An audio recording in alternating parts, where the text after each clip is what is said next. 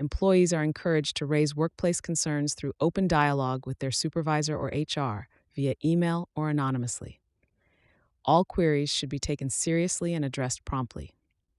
Why it matters. Open communication builds trust, boosts engagement, and enhances productivity, workplace culture, and morale.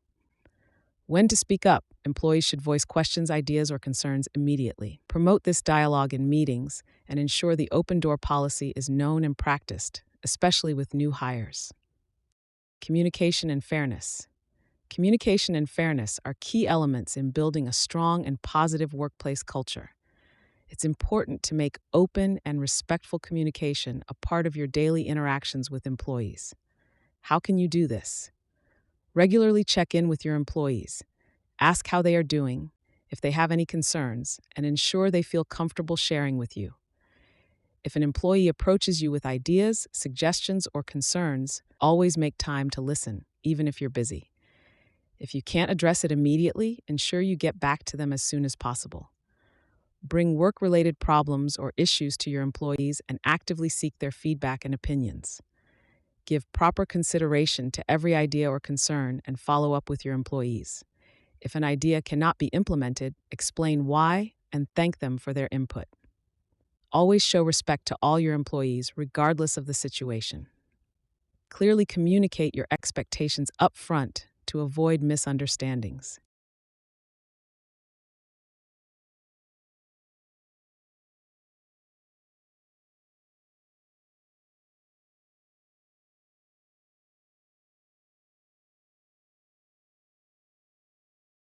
All employees have equal access to career growth opportunities, including training, mentoring, cross-training, and career planning. Why it matters. Ongoing training enhances skills, motivation, productivity, and performance. It fosters a learning environment, prepares employees for greater responsibilities, and shows the club's commitment to their growth. When to train. Training should be continuous, on the floor, through projects, or external sessions. Every interaction can be a learning opportunity. Do your people say that they want to learn, that they want to grow? Do the surveys come back and the thing that people want most is career development opportunities? But then you ask people, how do you want to grow and develop? And they go, I don't know. Well, in this video, I'm going to share how to have a conversation in such a way that empowers that individual to take ownership of their own development. According to a report by ExecuSearch, 86% of employees said that they would take a job at another organization if had more career development opportunities. Research by Gallup around engagement, 3 of the 12 indicators around people's growth and development. Do I feel like someone cares about my development? Has someone talked to me about my progress? Do I feel like I get to learn and grow every day? So having these conversations is critical to the engagement retention of our people. But how do we have these conversations? And how do we have them when there may not be a position for them to advance into? They may not have the skills needed to be able to get there, or the background needed to get those positions, or they think that they should be a director already and they're 22 years old and nobody's had that reality conversation with them yet. And even more commonly, when we ask them how they want to grow and develop, they don't know the answer to the question. So let's tackle that last one first. So you ask an employee how they want to grow and develop, and they go, I don't know. Now, the mistake that many leaders make in this case is they'll spend the next hour asking them questions and trying to draw out how they want to grow and develop and what they want to make happen in their life.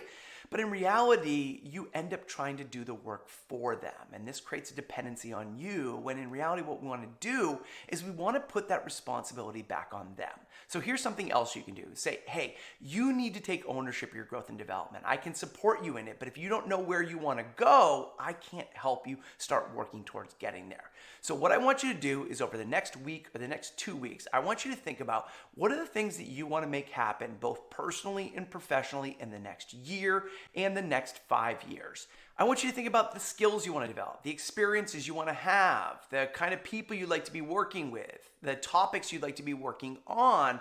And when you get a clear picture of some of the things you'd like to have happen, either here at this organization or at another organization, and that's okay, I want you to reach out to me and schedule a follow-up meeting. But it's on you to be able to get clarity about some of the things you like to do, and then schedule the meeting, and then we'll talk about how we can support you to accomplish things here or somewhere else. Now, there are two things that are likely to happen at this point. Now, one is they're going to go off, they do the work, they get clarity, and they come back and they schedule that meeting. And then you can have a productive conversation about the skills they want to develop, the experience they want to have, and you have something to work with. And it also shows that this person took a little ownership of this process. You can connect them with other people in your organization that have the skills that they want to develop or in the positions that they want to be in. You can help them connect them to conferences and books that they can read, and you have something to work with. Now, the other thing that's likely to happen if they weren't clear on what they want to do before is they don't take the action. They don't get clarity, they never schedule the meeting, and then they get grumpier that no one's supporting them because they were waiting for a Yoda, a Mr. Miyagi, or a Dumbledore that was going to guide them through their life, and they don't know that that doesn't exist. So in that case, you want to just keep on checking it. Hey, did you do the work? Did you explore what you wanted to do? What are some of the things that you've been thinking about? I haven't done it. When are you going to do it? I can't do this work for you. And keep on saying those signals that you do remember that they want to grow and develop, and you're still pushing them to do the work.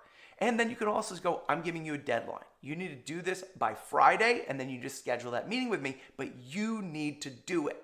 And that shows that person that you still care about them, you care about their development, and you haven't forgot about it. Now, what do we do when an employee is actually an excellent employee? They've got amazing skills, and they really could probably do your job, but you're not planning on leaving, and there's no other position for them to move into. Well, if this is the case, then what we want to do is we want to talk with that person. Hey, what are the skills that we can help you develop and work on while you're here? What are the experiences you want to have? What are some of your ideas of how you could grow and expand in the position that you're in? And then also have the reality check. Hey, there isn't a position for you here, but maybe we need to start exploring a position for you in another department or even another organization, because I get that you want to grow and develop. And many people don't want to have these conversations because we're supposed to retain our people. We don't want to let them go. But in reality, if we try to hold them in a position that's too small for them, eventually they're going to get resentful. So the best thing we can do is help promote them into a position, maybe in another organization. And when an opportunity does open up, then they'll most likely come back, and they'll always remember you as a manager being a person who cared for them. Now let's talk about the third scenario where the person wants to advance, there may be a position available, but they don't have either the interpersonal skills or the technical skills to be in that role yet. And so here are two separate conversations we need to have. So if it's the technical skills that they're missing, then you want to work with them to identify what those skills are and talk about what are some of the ways that they can develop those. Maybe it's shadowing somebody. Maybe it's taking a course at a local university. Maybe it's taking an online course, or maybe it's just putting them on a project where they're working with somebody who has that expertise and they can learn that on the job. And once you identify those things, you want to make that part of each one of your one-on-ones. When you check in, hey, how's this going? How are you developing this? And then talking about some of the things that you want to be able to see them being able to handle before that they can apply for that next position. Now, if it's interpersonal skills, that's a little more challenging to navigate. But you need to help that person see the changes that you need them to make. And if they're a person who frustrates people on other team, who's difficult to work with, who's constantly gossiping and showing drama and not showing that they can be in that leadership position or that next level position, you need to make them aware of that. And that's many times a tough conversation, but we forget that those tough conversations are many times the biggest gifts that we get in the advancement of our careers. Now, the last and probably most important distinction around development conversations is they need to be built into everything we do. Now, many employees think that development means that when they get a promotion, when they tend to training, they work with a coach or they go to a conference. Yet most of our skill development and advancement happens on the job doing the work. But we don't tend to see the progress we're making when we constantly have that next milestone we're trying to hit, that next challenge we're trying to navigate. And so as a leader, you want to be facilitating conversations in your one-on-ones and in your team meetings to help people get present to the progress they're making. You can do this by asking, hey, what's a skill that you developed or you improved? What's some sort of challenge that we've navigated as a team, and how are we able to do it? What are things that you're proud of? What are things that you can do better today than you could 6 months ago? And by doing that, you're going to shift their attention, not to where they're not, but to the skills, the abilities that they've developed at their time with your organization and with your company.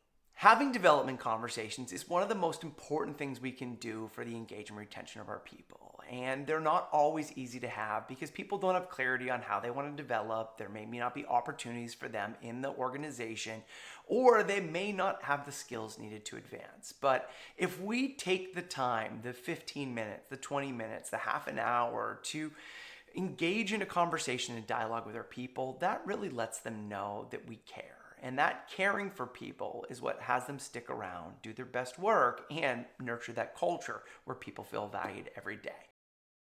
To ensure our employees grow and succeed, we need structured training and development processes in place. First, every department should have a training manual that outlines key objectives and processes for new employees. But a manual alone isn't enough. Pairing new hires with an experienced coworker helps them navigate their role, answer questions, and feel supported from day one. For those ready to take the next step in their careers, we have programs designed to foster leadership and growth. The TLTC Mentorship Program connects our leaders with experienced external mentors to support their career development. The TLTC Succession Planning Program ensures employees are prepared for future promotions when opportunities arise. Our career development sessions allow us to reassess skills, knowledge, and experience, creating opportunities for continuous learning. After each session, new goals and training opportunities are identified, and it's up to both managers and employees to follow through until the next evaluation cycle. Finally, I encourage you to refer to the TLTC Development Policy for more details on how we support career growth. Training and development aren't just checkboxes. They're investments in our people and the future of the club. At the club, we provide a structured path for career growth, ensuring employees have opportunities to develop within their roles and advance through the organization. Development levels: trainee, new to the role or industry, receiving foundational training and support. Junior, gaining confidence, taking on more responsibilities, and demonstrating growing abilities. Associate, proficient in their role, handling complex tasks and beginning to show leadership. Senior, experts in their field, mentoring junior colleagues and leading within their teams. Supervisor, overseeing teams, ensuring high standards and supporting employee growth. Manager, leading teams, making strategic decisions and shaping department direction. Director, overseeing departments, driving strategic planning and ensuring long-term success. Advancement opportunities: growth-based advancement. Progression is based on skill development, leadership, and commitment to club values, not just time in the role. Ongoing assessment: regular career growth sessions, mentorship programs, and development plans identify when employees are ready to advance. Tailored development plans: individualized plans align with each employee's goals, strengths, and areas for improvement. Supporting your growth: training programs, skill-building opportunities at every level.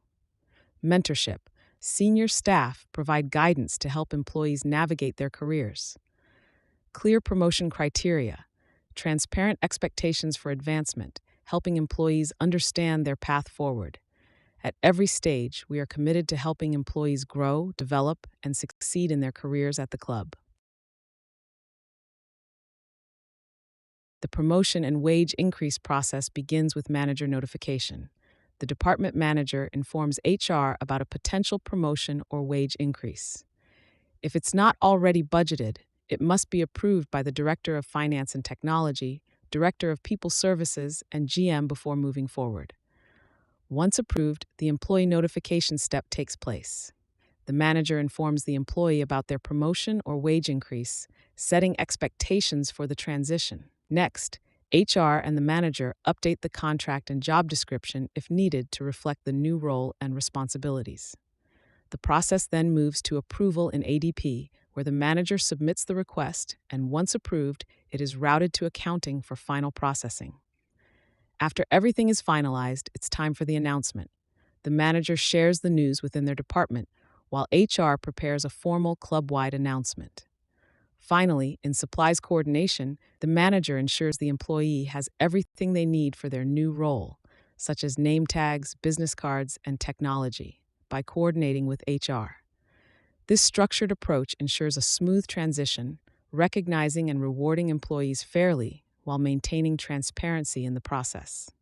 Mass wage increases. During the spring career growth sessions, managers can propose mass wage increases. However, any increases exceeding the budgeted annual cost of living adjustment will go through the wage increase approval process outlined above.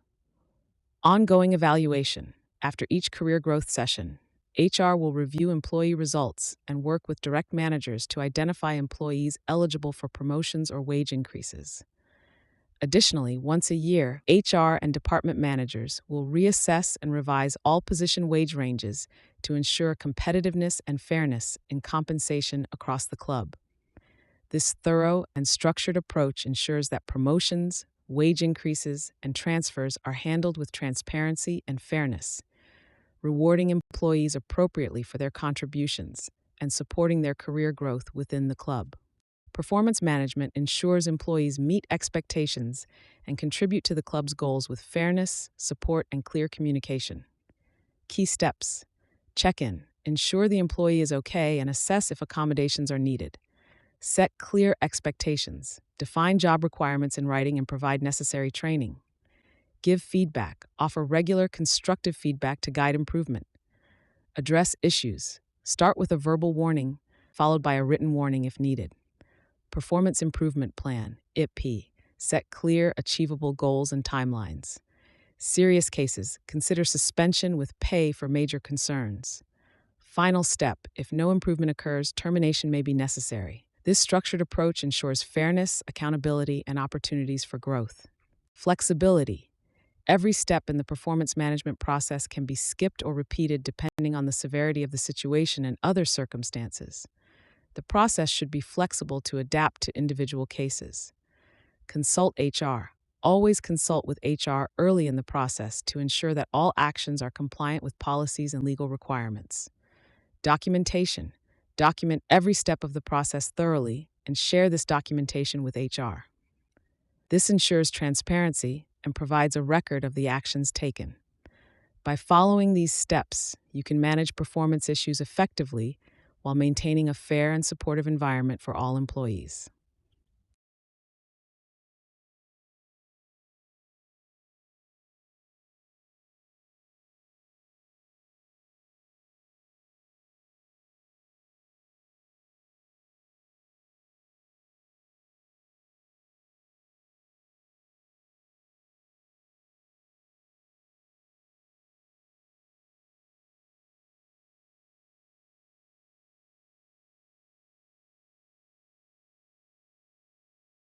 Thank you for your attention. For any questions, reach out to your HR team. Good luck with your career development sessions.